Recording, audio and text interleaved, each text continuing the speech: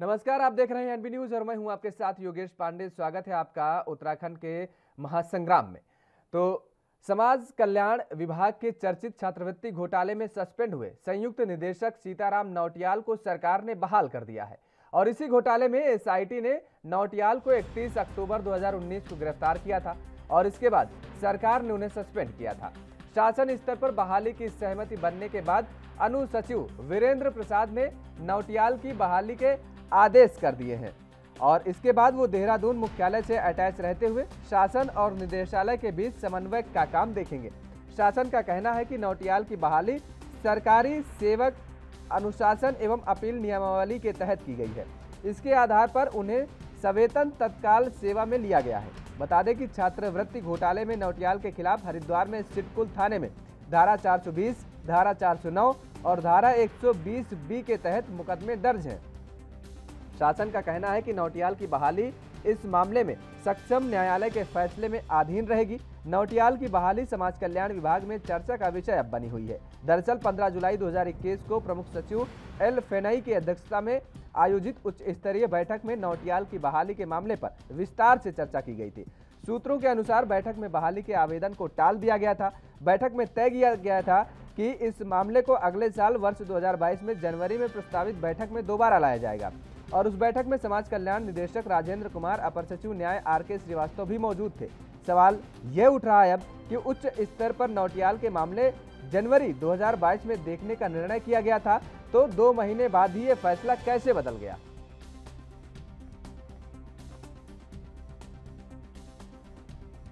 देखिए, जिस प्रकार से नारा दिया गया था जीरो टॉलरेंस की सरकार रहेगी, तो कितना टॉलरेंस और जीरो कार्य हुआ है ये सबको पता है। तो जो भ्रष्टाचार में लिप्त पूरा एक प्रणाली इस सरकार के द्वारा प्रस्तुत करी गई है, उस पर बहुत बड़ा सवालिया निशान है। जब बहाली हो जा रही है अधिकारियों की जो मुख्य आरोपी हैं और बिना किसी जांच के, बिना किसी सीबीआई की जांच हो, कोई एसआईटी की जांच हो, कोई विशेष जांच हो, कोई राज्य के कोई पुलिस की उस निर्देश में जांच हो या फिर हाई कोर्ट के निर्देश में जांच हो, सुप्रीम कोर्ट के उसमें जांच हो, उसमें इंसान बरी हो जाए तो ठीक समझ में आता है। लेकिन सरकार अंदर खाने ही सब सेटिंग और फिक्सिंग और गेटिंग कर दे रही है। ये समझ के परे भाजपा का चाल चरित्र चेहरा दिखा रही है। तो जिस तरीके से यहाँ पर अब उनको भी निदेशालय जो सही निदेशक थे उनको भी बहाल कर दिया गया, तो लगता नहीं कि जो ढीला रवैया अपना रही है सरकार। नहीं, देखिए, व्यक्ति विशेष की मैं बात नहीं करना चाहता हूँ, लेकिन पूरा ही जो सरकारी प्रणाली है पूरी तरीके से विफल हो चुकी है भ्रष्टाचार को थामने में। अफसरशाही बेलगाम हो चुकी है, हावी हो चुकी है इस प्रदेश में, और इसी का नुकसान आम जनमानस को। वहीं बात कर तो समाज कल्याण विभाग के चर्चित छात्रवृत्ति घोटाले में सस्पेंड हुए संयुक्त निदेशक गीताराम नौटियाल को सरकार ने बहाल कर दिया और इस घोटाले में एसआईटी ने नौटियाल को 31 अक्टूबर 2019 को गिरफ्तार किया था। इसके बाद सरकार ने उन्हें सस्पेंड किया था। शासन स्तर पर बहाली की सहमति बनने के बाद अनुसचिव वीरेंद्र प्रसाद ने नौटियाल की बहाली के आदेश कर दिए हैं। नौटियाल को फिलहाल हल्द्वानी स्थित समाज कल्याण निदेशालय में अपने मूल पद पर ज्वाइन करने के आदेश भी दे दिए गए हैं और इसके बाद वो देहरादून मुख्यालय से अटैच रहते हुए शासन और निदेशालय के बीच समन्वय का काम देखेंगे। शासन का कहना है कि नौटियाल की बहाली सरकारी सेवक अनुशासन एवं अपील नियमावली के तहत की गई है। इसके आधार पर उन्हें सवेतन तत्काल सेवा में लिया गया है। बता दें कि छात्रवृत्ति घोटाले में नौटियाल के खिलाफ हरिद्वार में सिडकुल थाने में धारा 420, 409 और 120B के तहत मुकदमे भी दर्ज हैं। शासन का कहना है कि नौटियाल की बहाली इस मामले में सक्षम न्यायालय के फैसले में अधीन रहेगी। नौटियाल की बहाली समाज कल्याण विभाग में चर्चा का विषय बन गई है। दरअसल 15 जुलाई 2021 को प्रमुख सचिव एल फेनई की अध्यक्षता में आयोजित उच्च स्तरीय बैठक में नौटियाल की बहाली के मामले पर विस्तार से चर्चा भी की गई थी और सूत्रों के अनुसार बैठक में पहली बहाली के आवेदन को टाल दिया गया था। बैठक में तय किया गया था कि इस मामले को अगले साल वर्ष 2022 में जनवरी में प्रस्तावित बैठक में दोबारा लाया जाएगा और इस बैठक में समाज कल्याण निदेशक राजेंद्र कुमार, अपर सचिव न्याय आर.के. श्रीवास्तव भी मौजूद रहे। सवाल अब यह उठ रहा है कि जब उच्च स्तरीय पर नौटियाल के मामले जनवरी 2020 में देखने का निर्णय लिया गया था, तो 2 महीने बाद ही फैसला कैसे बदल दिया गया।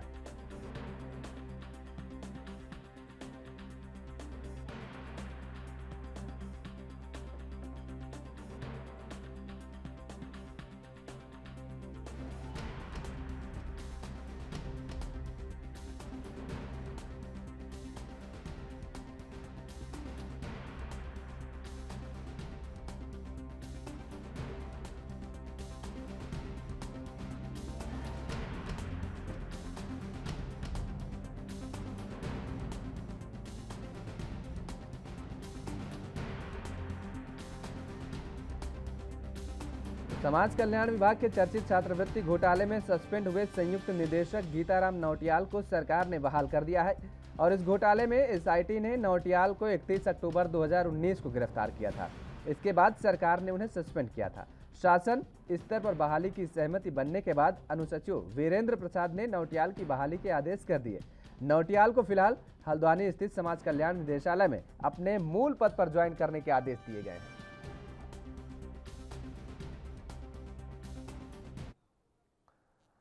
चर्चा करेंगे आज इसी मुद्दे पर कि जिस तरीके से बहाली की गई है नौटियाल साहब की और उसके बाद अब कहीं ना कहीं उत्तराखंड में सियासी बवाल भी नजर आ रहा है। सुजाता पॉल हमारे साथ जुड़ चुकी है, कांग्रेस की नेता है। आपका बहुत बहुत स्वागत है सुजाता जी। जिस तरीके से ये कदम उठाया गया, बैठक हुई थी एक जिसमें ये कहा गया था 15 जुलाई 2021 को, उसमें ये फैसला लिया गया था कि अब जो अगली बैठक होगी 2022 जनवरी में, उसमें इस मुद्दे को उठाया जाएगा और तब ये विचार विमर्श किया जाएगा कि इस मुद्दे को लेकर के क्या किया जाना चाहिए। लेकिन उससे पहले ही ये बड़ा फैसला आ गया और तैनाती भी दी जाती है अधिकारी को। कांग्रेस इसे किस नजरिए से देख रही है? अब देखिए, समाज कल्याण विभाग में आपने खुद ही बताया है कि किस तरीके का घोटाले की बात हुई है, उसके जांच के आदेश हुए हैं कि और 2 एसआईटी का गठन आप शायद कह रहे थे। तो मुझे ये जानना है कि भारतीय जनता पार्टी की सरकार प्रचंड बहुमत की, उसमें 3 मुख्यमंत्री, और ये एक घोटाला करेगा और दूसरा आके उस पर लीपापोती करेगा और ये कह देगा कि सब कुछ ठीक है, ऑल इज वेल। इस तरह से राज्य चलेगा क्या? और घोटालेबाजों की ये सरकार जो है ये बताए कि जहां पर आप किसी को हटा दे रहे हैं, वापस उस व्यक्ति को आप कैसे बिना किसी जांच के बैठा दे रहे हैं। इसके पहले भी हमने देखा था कि बंशीधर भगत जी की बात आई थी कि नहीं सब कुछ ठीक है, जिसको हटाया गया लोगों ने कहा वापस भेज दो, हमने कर दिया। तो चल क्या रहा है इस राज्य में? मतलब ये जनता के पैसे हैं जिसकी बर्बादी भी कर रहे हैं, आप नाइंसाफी भी कर रहे हैं, आप भ्रष्टाचारियों का संरक्षण भी कर रहे हैं। और बड़ी जिम्मेदारी के साथ ही कह रही हूँ, भ्रष्टाचारियों को इसलिए रीइंस्टेट करा जा रहा है ताकि इन भ्रष्टाचारियों के माध्यम से पैसा इकट्ठा करके भारतीय जनता पार्टी की जो सरकार है वो इस राज्य की सरकार होने के बावजूद भारतीय जनता पार्टी के दल के लोगों के लिए पैसा इकट्ठा करवाना चाहती है। वरना मतलब this is against the law. ये तो नेचुरल जस्टिस के प्रिंसिपल्स के खिलाफ है कि किसी के ऊपर आरोप लगे, उसे हटाया जाता है और आप बिना किसी जांच रिपोर्ट जिसमें उसे क्लीन चिट दी जाए उसको आप रीइंस्टेट कर देते हैं। तो इसकी जिम्मेदारी इस वक्त धामी जी मुख्यमंत्री है, उनके ऊपर है। वो बताए कि क्यों बचा रहे हैं भ्रष्टाचारियों को। सुजाता पॉल जी, लेकिन एक चीज तो आप मानेंगी ना, क्योंकि आप ही को जाना पड़ता है। जब वोट मांगने जाती हैं तो आप ही जाती हैं, अधिकारी नहीं जाते हैं, पार्टी के कार्यकर्ता जाते हैं। और ये बात भारतीय जनता पार्टी भी बखूबी जानती है। सरकारें किसी की हो, उन सरकारों की जो एजेंडा होता है, जो योजनाएं होती हैं, अगर उनको अमली जामा पहनाने का काम इन अधिकारियों पर होता है, अगर सरकार के कामों को ठीक से अधिकारी इंप्लीमेंट जमीनी स्तर पर करा पा रहे हैं तब तो सरकार की वाह वाह। और यदि यही अधिकारी मिट्टी पलीत करते नजर आ रहे हैं तो सरकार की यानी उस पार्टी की मिट्टी पलीत होना तय माना जाता है। तो भारतीय जनता पार्टी ये जानती है बात और उसके बावजूद ये कदम क्यों उठा रही है कि आखिर क्या वजह मानती हैं आप इसका? देखिए, मैं आपको बार बार एक बात कह रही हूँ कि देश में कानून है, कानून के हिसाब से सब कुछ करा जाना चाहिए। मगर भारतीय जनता पार्टी ये बताए कि जब इतना बड़ा घोटाला हुआ समाज कल्याण विभाग में तो वो कैसे लोगों को वापस उस जगह पे बैठे जिस चीज का उनके ऊपर आरोप लग रहा है। भाई अगर आरोप नहीं लगा हुआ होता तो समझ में आता। अब आप मुझे बताइए कि इतने 6 साल के समय तक समाज कल्याण विभाग में जो SC/ST छात्रों के का जो वो है छात्रवृत्ति में इतना बड़ा घोटाला किया गया और उसके बाद इस फर्जीवाड़े को बहुत लोगों ने इसके बारे में आवाज उठाई और आज सरकार ऐसे कर रही है जैसे कुछ हुआ नहीं। क्यों? क्योंकि भाजपा के नेता, भाजपा के विधायक, उनके बेटे के ऊपर आरोप है। तो इन दोनों की वजह से इनको बचाने के लिए तो किया जा रहा है। अब इस पैसे को ऐंठा जाएगा इनसे, जो भ्रष्टाचार करेगा उसको बचाओ, उससे पैसे लो, अपने चुनाव में जाओ, ये कर रहे हैं। तो ये जनता के लिए करा जा रहा है। जनता के लिए जो सरकार आई है, अगर वो दल सरकार में बैठकर पैसे, जनता के पैसों को अपनी पार्टी के लोगों तक पहुंचा रही है, अपने लोगों के चुनाव के लिए खड़ा कर रही है ऐसा सिस्टम, तो क्या ये जनता के साथ नाइंसाफी नहीं है? जनता त्राही कर रही है, नौकरियां किसी के पास है नहीं, जो छात्रवृत्ति मिलनी चाहिए थी, जो बच्चों का अधिकार था, वो खा गए। ठीक बात, आप ठीक बात कह रहे हैं। सुजाता जी, आपको यहाँ पर रोकना चाहेंगे और एक बार फिर से चर्चा को आगे बढ़ाएंगे। हमारे साथ लगातार सुजाता पॉल जी जुड़ी हुई हैं, जो कि कांग्रेस की प्रवक्ता हैं। जी सुजाता जी, आप अपनी बात पूरी करिए। देखिए, मैं ये कह रही हूँ कि जिस घोटाले के लिए इतने सारे लोगों की अरेस्टिंग भी हुई, इतना बड़ा मैटर है ये राज्य में पलायन की जो समस्या है, जो हमारे भविष्य के उत्थान से जुड़ा मैटर है, बच्चों की पढ़ाई से जुड़ा मैटर है, अगर उसमें घोटाला हुआ है, उसमें कोई आरोपित है, और ये जो नौटियाल जी जिनकी बात आज हो रही है, इनका भी नाम उसमें आ गया, इनको हटाया जाता है और आज वापस किस बिना पे लाया जाएगा? भाई कोई बिना भी तो होनी चाहिए, कोई बेसिस होना चाहिए। ऐसे ही तो हो नहीं सकता कि आपने किसी के ऊपर आरोप लगाया, बिना कार्यवाही के आप उसको वापस ले आएंगे। ऐसे तो राज्य चलता नहीं। मगर अगर आप देखेंगे तो भारतीय जनता पार्टी की सरकार ऐसे बिहेव कर रही है जैसे कि ये इनकी बपौती है, इनके बाप दादा से इनको मिली हुई है। इनको ये नहीं समझ में आ रहा कि ये कल्याणकारी राज्य है। यहाँ पे गरीब से गरीब जो तबका होता है, उसके उत्थान में ही देश का उत्थान है। सुजाता जी, जवाब ले लेते हैं। दिगंबर नेगी जी हमारे साथ जुड़ चुके हैं फोन लाइन पर, भारतीय जनता पार्टी के प्रवक्ता हैं। आपका बहुत बहुत स्वागत है नेगी जी। आपने सुना कि सुजाता जी कितना बड़ा आरोप लगा रही हैं आप पर कि कल्याणकारी राज्य में कल्याणकारी योजनाओं पर, लोगों के कल्याण के लिए जो चीजें आती हैं उस पर पलीता लगाने वाले अधिकारी पर इतने रहम क्यों सरकार जो है वो बरत रही है? सरकार की तरफ से इतनी उसको मतलब फिर से जब उसके ऊपर जांच चल रही है, उसको पहले निलंबित किया गया, उसके बाद उसकी बहाली कर दी जा रही है। ये कहा गया बैठक में निर्णय लिया गया कि जनवरी 2022 में बैठक में इस पर फैसला आएगा, लेकिन इतनी जल्दबाजी क्यों मची हुई है भाई? दिगंबर नेगी जी, आवाज आ पा रही है आपको? जी,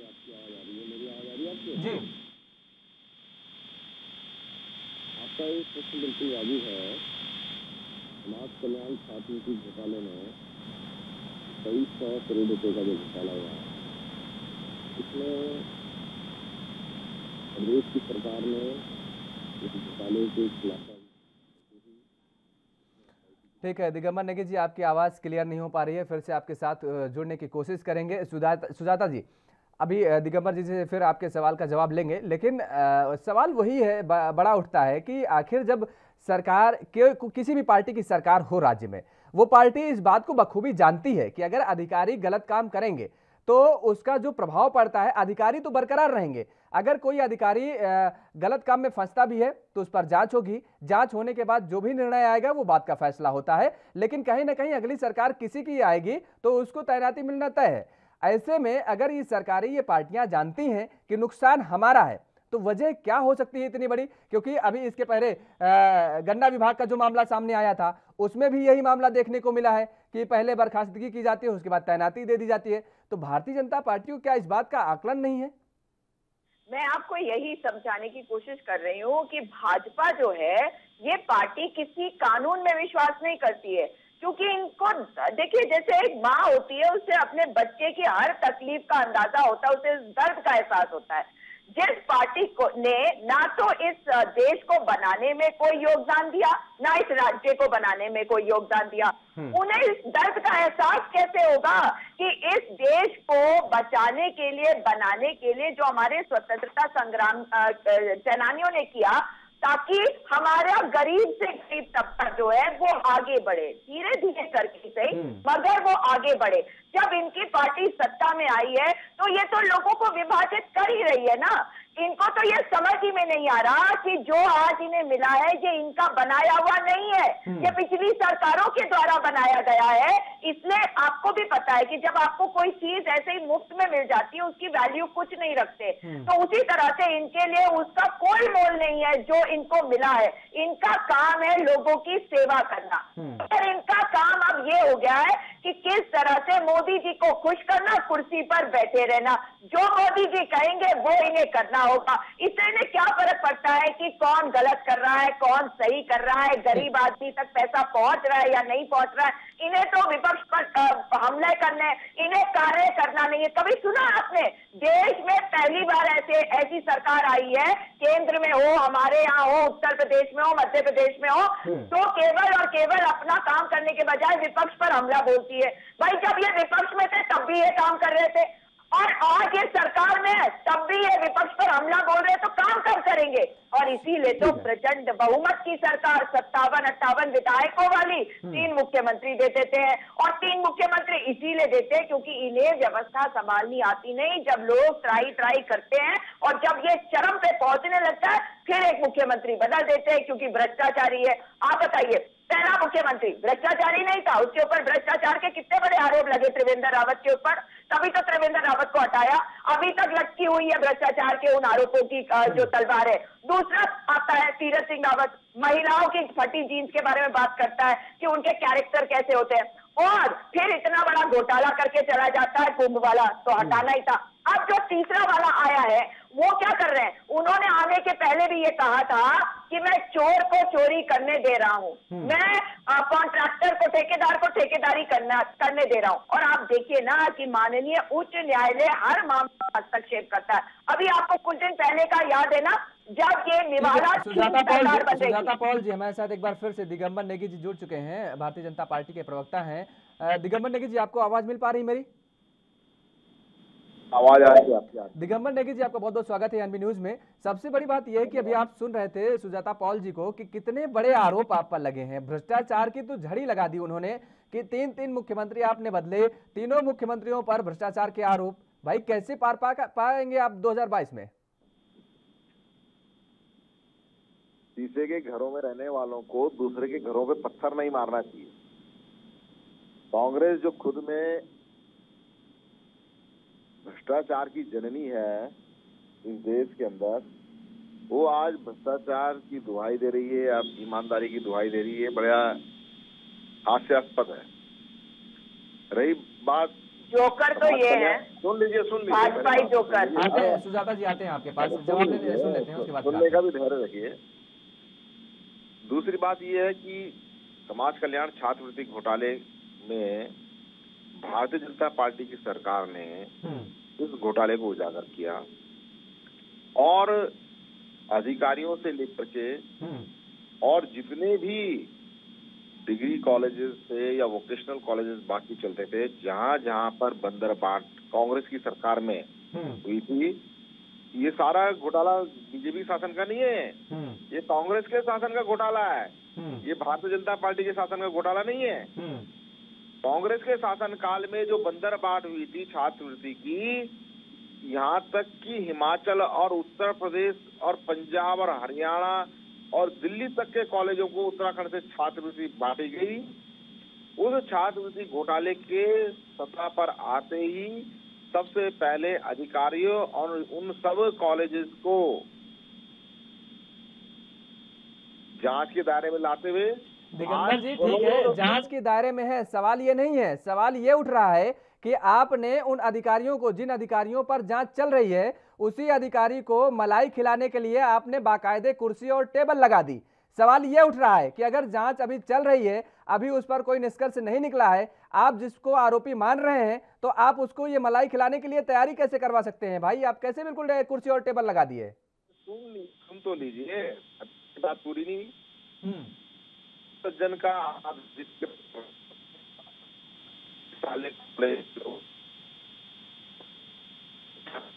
दवा लीजिए, खा लीजिए, उन्होंने राज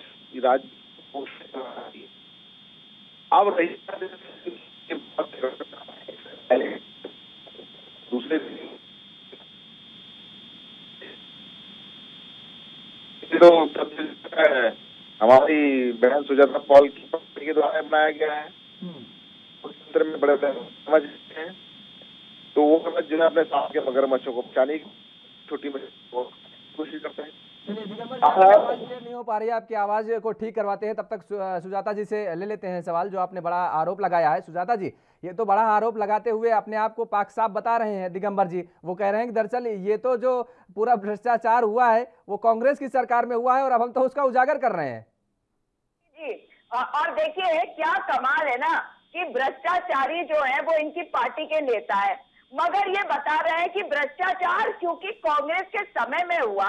भाई भ्रष्टाचार जब होता है उसके बाद उसमें कार्यवाही होगी ना। अब आप कार्यवाही, ये खुद कह रहे हैं कि ये भ्रष्टाचार पहले हुआ लेकिन हम कार्यवाही कर रहे हैं, लेकिन अब कारण बता रहे हैं, घुमा घुमा के बता रहे हैं। मुझे नहीं समझ में आया ये कहना क्या चाहते हैं। भ्रष्टाचारी हमारे समय का क्यों ना हो, लेकिन उसके खिलाफ कार्यवाही तो होगी। अगर हमारे समय का है तो और भी जरूरी है कि कार्यवाही हो। ये क्यों बचा रहे हैं? अगर कांग्रेस के समय में भ्रष्टाचार हुआ तो ये क्यों बचा रहे हैं? मुझे तो ये बताए अभी भी क्या इन्हें ये तो भाई अधिकारी है। ये अगर कोई एमएलए होते तो आप और मैं समझ जाते कि इनको इन्हें अपनी पार्टी में ले जाना होगा, ये भ्रष्टाचारी है। ऐसा भी नहीं है, यानी कि ये भ्रष्टाचारियों का जो आज संरक्षण कर रहे हैं, मैं बड़ी जिम्मेदारी से ये बात कह रही हूँ, ये जानबूझ के कर रहे हैं ताकि भ्रष्टाचारियों का इस्तेमाल करके ये अपना काम निकाले, ये पैसा इकट्ठा करे और अपनी पार्टी के लिए ये चंदा के नाम पे इसको अपनी पार्टी में रखे। तभी तो इस पार्टी के पास इतने पैसे हैं, वरना ये इतिहास में जाते हैं, भूगोल को के बारे में बताते हैं, इतिहास को बदलने की कोशिश करते हैं। अरे असलियत पे रहिए, आज पे रहिए, मुद्दे पे रहिए। अगर कोई भ्रष्टाचारी है, कभी का भी हो, कहीं का भी हो, तुम्हारा नेता है भाई, अपने नेता के खिलाफ कार्यवाही क्यों नहीं कर रहे हो? और जिन बच्चों के साथ नाइंसाफी हुई है, अगर उसमें कोई अधिकारी संलिप्त है तो आप तो कहते हैं जीरो टॉलरेंस वाली सरकार है, तो आप उनके खिलाफ कार्यवाही क्यों नहीं करते? बिल्कुल ठीक बात आप कह रहे हैं। ले लेते हैं सुजाता जी, ले लेते हैं जवाब, ले लेते हैं दिगंबर जी। बताइए, बड़े आरोप लगे हैं। अगर आप ये कह रहे हैं कि कांग्रेस के समय में भ्रष्टाचार हुआ है, तो सुजाता जी तो ये बात को कह रही हैं कि तब तो कार्रवाई और तेजी से होना चाहिए और ज्यादा से ज्यादा सख्त कार्रवाई होनी चाहिए। आप उसी अधिकारी पर कार्रवाई करने के बजाय उसको फिर से एक बार कुर्सी संभालने का मौका दे देते हैं। बोलते रहेंगे, मैं भी बोलूंगा कुछ। अब आप ये देखिए, गीताराम नौटियाल हो चाहे शंखधर हो, दोनों को जेल किसने भेजा? भारतीय जनता पार्टी ने भेजा। ठीक है, ये श्रीमान जी भी जेल होकर के आए और इनका सहयोगी दूसरा जो समाज कल्याण अधिकारी शंखधर है वो अभी पिछले दिनों ही जेल गया है। ठीक है,